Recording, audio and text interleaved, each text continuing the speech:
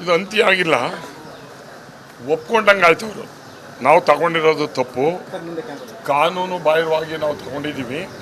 ಒಪ್ಕೊಂಡಾದ್ಮೇಲೆ FIR ಆಗಿದ್ದಂದಮೇಲೆ ಇನ್ನು order ಬೇಕಿಲ್ಲ, ಅದ್ರ ಮೇಲೆ ಆರ್ಡರ್ ಮಾಡ್ಬಿಡ್ಬೋದು. ರಿಟರ್ನ್ ಮಾಡ್ತಾ ಇದ್ದೀನಿ ಅಂದರೆ ತಗೊಂಡಿರೋ ತಪ್ಪು ಅಂತ ಅವರೇ ಜಡ್ಜ್ಗೆ ನಾವು ಒಪ್ಕೊಂಡು ಇದು ಮಾಡಿರೋದ್ರಿಂದ ಆ ಕೂಡಲೇ ಅವ್ರು ಕೊಡೋದು ಬಿಡೋದು ಅವ್ರಿಗೆ ಬಿಟ್ಟಿರೋದು. ಅವ್ರು ಹೇಳ್ತಕ್ಕಂಥದ್ರಲ್ಲಿ ಒತ್ತಾಯದ ಮೇಲೆ ಪೂರ್ವಕವಾಗಿ ಕೊಟ್ಟಿದ್ದೀವಿ ಅಂತಕ್ಕಂಥ ಹೇಳೋದನ್ನು ಹೇಳಿಕೆ ಮಾಡಿದ್ದಾರೆ. ಅದು ಒತ್ತಾಯ ಅಲ್ಲ, ಅದು ನಿಮ್ಮೆಲ್ಲರಿಗೂ ಗೊತ್ತಿದೆ. ಅದು ಒಬ್ಬ ದಲಿತರ ಜಮೀನು, ಅದು ಕೆಸರೆ ಗ್ರಾಮದ್ದು. ಅದು 3 ರಿಂದ 4 ಜನಕ್ಕೆ ಅದು ಪ್ರಾಪರ್ಟಿ ಸೇರುತ್ತೆ. ಅದಾದಮೇಲೆ ಮೂಡ ಡೆವಲಪ್ ಮಾಡುತ್ತೆ. ಮೂಡ ಡೆವಲಪ್ ಮಾಡಾದಮೇಲೆ L&Tನೋ ಡೆವಲಪ್ ಮಾಡಿ ಅದು ಪ್ರಾಪರ್ಟಿ ಆಫ್ ಮೂಡ ಮೈಸೂರಿಗೆ ಸೇರಿಕೊಳ್ಳುತ್ತೆ. ಅದಾದಮೇಲೆ ಇದು ರೆವಿನ್ಯೂ ಲ್ಯಾಂಡ್ ಅಂತೇಳಿ ಇವರು ಬರ್ಸ್ಕೋತಾರೆ. ರೆವಿನ್ಯೂ ಲ್ಯಾಂಡ್ ಅಂತ ಬರ್ಸ್ಕೊಂಡಾದಮೇಲೆ ಇದು ಆ ಲ್ಯಾಂಡಿನ ಓನರ್ಸ್ಗೆ ದುಡ್ಡನ್ನು ಕೂಡ ಅವ್ರು ಹಾಕಿರ್ತಾರೆ, ಯಾರು ಮೂಡಾದವರು. ನಾವು ರೆವಿನ್ಯೂ ಲ್ಯಾಂಡು ನಮಗೆ ಬಂದ್ಬಿಟ್ಟಿದೆ, ಅದರಿಂದ ಇದರ ಸೈಟ್ ಬದಲಾವಣೆ 50 ಫೀಟ್ ಅನುಪಾತದಲ್ಲಿ ನಮಗೆ ಕೊಡಿ ಅಂತ ಹೇಳಿ ಇವರು ಕಾಗದ ಬರೀತಾರೆ. ಎಲ್ಲ ಸಂದರ್ಭದಲ್ಲೂ ಸಿದ್ದರಾಮಯ್ಯನವರೇ ಅಧಿಕಾರದಲ್ಲಿ ಇರ್ತಾರೆ. ಅಧಿಕಾರದಲ್ಲೇ ಬರೆದಿರ್ತಕ್ಕಂಥ ಪತ್ರಗಳನ್ನೆಲ್ಲನೂ ಬಿಡುಗಡೆ ಮಾಡಿದ್ವಿ. ಪ್ರತಿಯೊಂದನ್ನು ಕೂಡ ಇದರ ಆಲ್ರೆಡಿ ಇದ್ರ ಮೇಲೇ ಈಗ ಅದು ಕೇಸ್ ಆಗಿ FIR ಆಗಿರ್ತಕ್ಕಂಥದ್ದು. ನಾನು ಯಾಕೆ ಕೇಳ್ತೀನಿ ಅಂದರೆ, ರೆವಿನ್ಯೂ ಹೆಸರಲ್ಲಿ ಮೂಡಾದಾಗಿದ್ದನ್ನು ರೆವಿನ್ಯೂನಲ್ಲಿ ಬರ್ಸ್ಕೊಂಡಿರೋದೇ ಮೊದಲನೇ ಅಪರಾಧ. ಅದಾದಮೇಲೆ ಇವರು 50-50 ಅನುಪಾತದಲ್ಲಿ ಕೊಡಿ ಅಂತ ಕೇಳೋದು ಇನ್ನೊಂದು ಅಪರಾಧ. ಅದಾದಮೇಲೆ 50-50 ಎಲ್ಲಿ ಕೊಡಬೇಕು, ಆ ಜಮೀನು ಎಲ್ಲಿ ಹೋಗಿರ್ತದೆ ಅಲ್ಲೇ ಕೊಡಬೇಕು. ಅದನ್ನು ಬಿಟ್ಟು ವಿಜಯನಗರ ಸೆಕೆಂಡ್ ಸ್ಟೇಜಲ್ಲಿ ಬಹುಶಃ ಇನ್ನೊಂದು ಭಾರಿ ನೋವಿನ ಸ್ಥಿತಿ ಏನಂದರೆ, ಮುಖ್ಯಮಂತ್ರಿಗಳು ಇವತ್ತು ಸ್ವತಃ 62 ಕೋಟಿ ಕೊಟ್ಬಿಡ್ರಿ ನಮಗೆ ಅಂತ ಕೇಳ್ತಕ್ಕಂಥ ಪರಿಸ್ಥಿತಿ ಉದ್ಭವ ಆಯ್ತಲ್ಲ. ಒಬ್ಬ ಮುಖ್ಯಮಂತ್ರಿ ಏನಾದ್ರು ಅದಕ್ಕೆ ಬೆಲೆ ಕಟ್ಟು ದುಡ್ಡು ಕೊಳ್ತಕ್ಕಂಥದ್ದು ಆಯ್ತಲ್ಲ, ಅದು ಎಲ್ಲೋ ನೋವು. ಇವರು ಸಿಕ್ಕಾಕೊಂಡಿರ್ತಕ್ಕಂಥದ್ದು 14 ಸೈಟು. ನಮಗೆ ಗೊತ್ತಿರೋ ಮಾಹಿತಿ ಪ್ರಕಾರ ಸುಮಾರು 5,000 ಕೋಟಿಯ ಹಣ ಅವ್ಯವಹಾರ ಆಗಿರ್ತಕ್ಕಂಥದ್ದು ಮೈಸೂರಲ್ಲಿ ಬಂದಿದೆ. ಅದು ಪೂರ್ಣ ತನಿಖೆ ಆಗಬೇಕು, ಯಾರೇ ಆಗಿರಲಿ ಶಿಕ್ಷೆ ಆಗಬೇಕು. ಬಟ್ ಈಗ ಅವರು ಈಗ ಕೊಟ್ಟಿರ್ತಕ್ಕಂಥದ್ದಕ್ಕೆ ಒಪ್ಪಿಗೆ ಆಗಿದೆ. ಒಪ್ಪಿಗೆ ಆದಮೇಲೆ ಕೂಡಲೇ ರಾಜೀನಾಮೆ ಕೊಟ್ಟು ಅವರು ಕ್ಲೀನ್ ಆಗಿದೆ ಅಂತ ಅಂದಮೇಲೆ ಮತ್ತೆ ಮುಖ್ಯಮಂತ್ರಿ ಆಗಲಿ, ನಮ್ಮದೇನು ಅಭ್ಯಂತರ ಇಲ್ಲ. ಆಮೇಲೆ ಈಗ ನಾವು ಎಲ್ಲೂ ಕೂಡ ಪ್ರಾಸಿಕ್ಯೂಷನ್ ಆದ ತಕ್ಷಣ ಅವ್ರ ಮೇಲೆ ಅವರ ರಾಜೀನಾಮೆ ಕೊಡಿ ಅಂತ ನಾವು ಕೇಳಿಲ್ಲ. ಪ್ರಾಸಿಕ್ಯೂಷನ್ ಅಂದರೆ ಎನ್ಕ್ವೈರಿ, ಅವ್ರು ತಪ್ಪು ಮಾಡಿದಾರ ತಪ್ಪು ಮಾಡಿಲ್ವ ಅಂತ ಕೇಳಿ ಎನ್ಕ್ವೈರಿ ಆದಮೇಲೆ ತಪ್ಪು ಇದನ್ನು ಆಮೇಲೆ ಹೇಳ್ತಾರೆ. ಇವ್ರಿಗೆ ರಾಜೀನಾಮೆ ಕೇಳ್ತಾ ಇದ್ದಾರೆ, ನಾವು ಯಾರೂ ರಾಜೀನಾಮೆ ಕೇಳಿಲ್ಲ. ಎನ್ಕ್ವೈರಿನಲ್ಲಿ ಈಗ ಅವರೇ ಕೂಡ ಎನ್ಕ್ವೈರಿಗೆ ಪೂರಕವಾಗಿ ಅನುಕೂಲ ಆಗಲಿ ಅಂಥೇಳಿ ಈಗ ಒಪ್ಪಿಗೆ ಕೊಟ್ಟಿರ್ತಕ್ಕಂಥದ್ದು. ಎನ್ಕ್ವೈರಿ ಪೂರ್ವಾದ ಲೆಕ್ಕ ಆಯಿತು. ಅದನ್ನು ಮನಗಂಡು ಕ್ಲೀನ್ ಚೀಟ್ ಬರೋವರಿಗೆ ಬಂದ ಮೇಲೆ ಮತ್ತೆ ಮುಖ್ಯಮಂತ್ರಿ ಆಗಲಿ, ಕೂಡಲೇ ಮುಖ್ಯಮಂತ್ರಿಯವರು ರಾಜೀನಾಮೆ ಕೊಡೋದು ಸೂಕ್ತ ಅಂತಕ್ಕಂಥ ನಮ್ಮ ಅಭಿಪ್ರಾಯ. ಪದ ಪಾಪ ಭಾರಿ ಚೆನ್ನಾಗಿ ಬಳಸ್ತಾರೆ ಅವರೆಲ್ಲ. ಅವರೊಬ್ಬರು ಲಾಯರ್ ಆದರು ಪಾಪ. ಇವರು ಯಡಿಯೂರಪ್ಪನವರು ರಾಜೀನಾಮೆ ಕೊಟ್ಟಿದ್ದಿಲ್ವಾ, ದೇವೇಗೌಡರು ರಾಜೀನಾಮೆ ಕೊಟ್ಟಿಲ್ವಾ, ರಾಮಕೃಷ್ಣ ಹೆಗಡೆ ಅವರು ರಾಜೀನಾಮೆ ಕೊಟ್ಟಿಲ್ವಾ? ಇಶ್ಯೂ ಬಂದಾಗ ಕ್ಲೀನಾಗಿ ಎನ್ಕ್ವೈರಿ ಆಗಬೇಕು ಅಂತ ಒಂದು ದೃಷ್ಟಿನಲ್ಲಿ ಆ ಪೋಸ್ಟಲ್ಲಿ ಯಾರು ಇರಬಾರ್ದು ಅಂತ ನೈತಿಕತೆ ಅದರಲ್ಲಿ ಸಿದ್ದರಾಮಯ್ಯನವರೇ ಹೇಳ್ಯಾರು ಸುಮಾರು ಸಲ. ಸಿದ್ದರಾಮಯ್ಯನವ್ರು ಹೇಳ್ಯಾರ ನೈತಿಕತೆಯನ್ನು ಹೊತ್ತು ರಾಜೀನಾಮೆ ಕೊಡಿ ಅಂತ ಹೇಳಿದೆ. ಹಂಗಾರೆ ಇವತ್ತು ಹಂಗೆ ನೈತಿಕತೆ ಇಲ್ಲ ಇವರಿಗೆ, ಅದನ್ನು ಅವ್ರನ್ನ ಮಾಡ್ಕೋಬೇಕು ಅಂತಕ್ಕಂಥ ನಮ್ಮ ಅಭಿಪ್ರಾಯ. ಇಲ್ಲ, ಅದು ನಾನು ಈ ಪೇಪರಲ್ಲಿ ಓದಿ EDನಲ್ಲಿ ಇದೆ ಅಂತೇಳಿ, ED ನನಗೆ ಏನು ಗೊತ್ತಿಲ್ಲದೆ ಇರೋದ್ರಿಂದ ಅದ್ರ ಬಗ್ಗೆ ನಾನು ಮಾತಾಡೋದು ಸರಿಯಲ್ಲ. ಬಟ್ ಮೂಡೋದು ಈಸ್ ಅಗ್ರೀಡ್.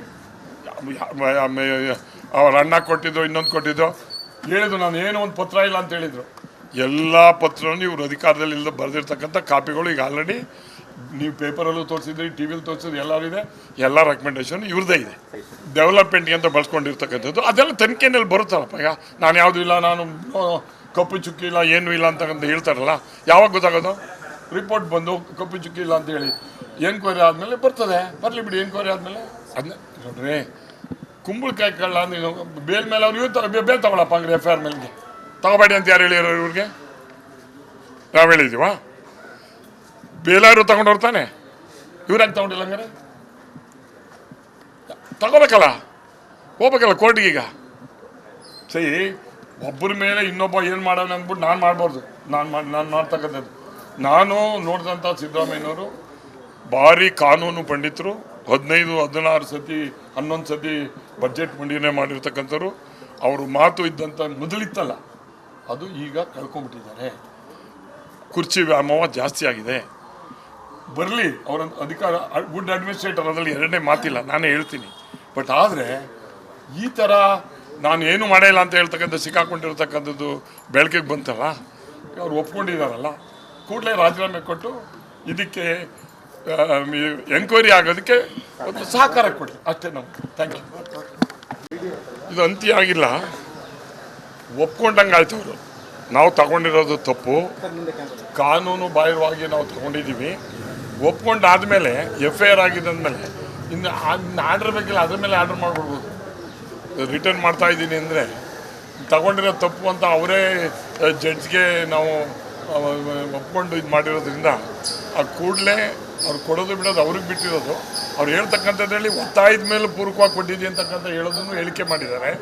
ಅದು ಒತ್ತಾಯ ಅಲ್ಲ, ಅದು ನಿಮ್ಮೆಲ್ಲರಿಗೂ ಗೊತ್ತಿದೆ. ಅದು ಒಬ್ಬ ದಲಿತರ ಜಮೀನು, ಅದು ಕೆಸರೆ ಗ್ರಾಮದ್ದು. ಅದು 3ರಿಂದ 4 ಜನಕ್ಕೆ ಅದು ಪ್ರಾಪರ್ಟಿ ಸೇರುತ್ತೆ. ಅದಾದಮೇಲೆ ಮೂಡ ಡೆವಲಪ್ ಮಾಡುತ್ತೆ. ಮೂಡ ಡೆವಲಪ್ ಮಾಡಾದಮೇಲೆ L&Tನೋ ಡೆವಲಪ್ ಮಾಡಿ ಅದು ಪ್ರಾಪರ್ಟಿ ಆಫ್ ಮೂಡ ಮೈಸೂರಿಗೆ ಸೇರಿಕೊಳ್ಳುತ್ತೆ. ಅದಾದಮೇಲೆ ಇದು ರೆವಿನ್ಯೂ ಲ್ಯಾಂಡ್ ಅಂತೇಳಿ ಇವರು ಬರ್ಸ್ಕೋತಾರೆ. ರೆವಿನ್ಯೂ ಲ್ಯಾಂಡ್ ಅಂತ ಬರ್ಸ್ಕೊಂಡಾದಮೇಲೆ ಇದು ಆ ಲ್ಯಾಂಡಿನ ಓನರ್ಸ್ಗೆ ದುಡ್ಡನ್ನು ಕೂಡ ಅವ್ರು ಹಾಕಿರ್ತಾರೆ, ಯಾರು ಮೂಡಾದವರು. ನಾವು ರೆವಿನ್ಯೂ ಲ್ಯಾಂಡು ನಮಗೆ ಬಂದ್ಬಿಟ್ಟಿದೆ, ಅದರಿಂದ ಇದರ ಸೈಟ್ ಬದಲಾವಣೆ 50 ಫೀಟ್ ಅನುಪಾತದಲ್ಲಿ ನಮಗೆ ಕೊಡಿ ಅಂತ ಹೇಳಿ ಇವರು ಕಾಗದ ಬರೀತಾರೆ.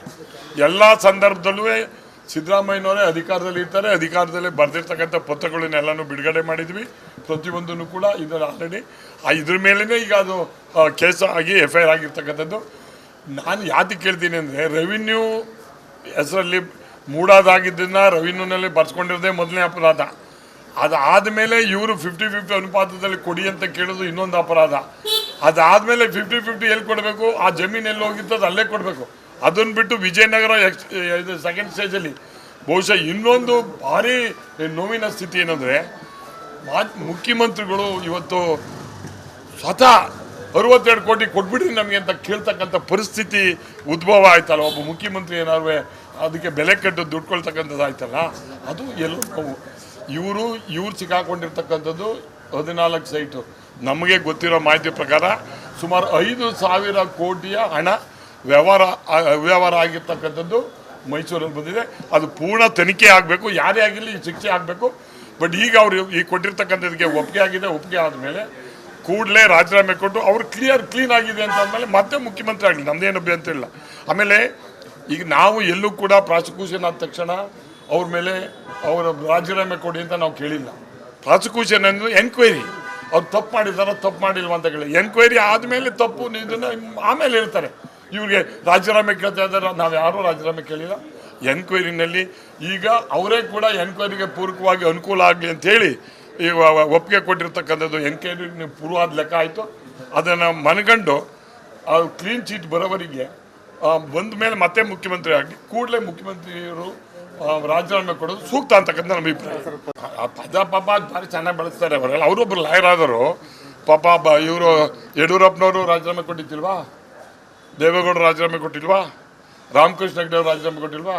ಇಶ್ಯೂ ಬಂದಾಗ ಕ್ಲೀನಾಗಿ ಎನ್ಕ್ವೈರಿ ಆಗಬೇಕು ಅಂತ ಒಂದು ದೃಷ್ಟಿನಲ್ಲಿ ಆ ಪೋಸ್ಟಲ್ಲಿ ಯಾರು ಇರಬಾರ್ದು ಅಂತ ನೈತಿಕತೆ ಅದರಲ್ಲಿ ಸಿದ್ದರಾಮಯ್ಯನವರೇ ಹೇಳ್ಯಾರು. ಸುಮಾರು ಸಲ ಸಿದ್ದರಾಮಯ್ಯನವರು ಹೇಳ್ಯಾರ ನೈತಿಕತೆಯನ್ನು ಹೊತ್ತು ರಾಜೀನಾಮೆ ಕೊಡಿ ಅಂತ ಹೇಳಿದೆ. ಹಂಗಾರೆ ಇವತ್ತು ಹಂಗೆ ನೈತಿಕತೆ ಇಲ್ಲ ಇವರಿಗೆ, ಅದನ್ನು ಅವ್ರನ್ನ ಮಾಡ್ಕೋಬೇಕು ಅಂತಕ್ಕಂಥ ನಮ್ಮ ಇಲ್ಲ. ಅದು ನಾನು ಈ ಪೇಪರಲ್ಲಿ ಓದಿ EDನಲ್ಲಿ ಇದೆ ಅಂತೇಳಿ, ED ನನಗೆ ಏನು ಗೊತ್ತಿಲ್ಲದೆ ಇರೋದ್ರಿಂದ ಅದ್ರ ಬಗ್ಗೆ ನಾನು ಮಾತಾಡೋದು ಸರಿಯಲ್ಲ.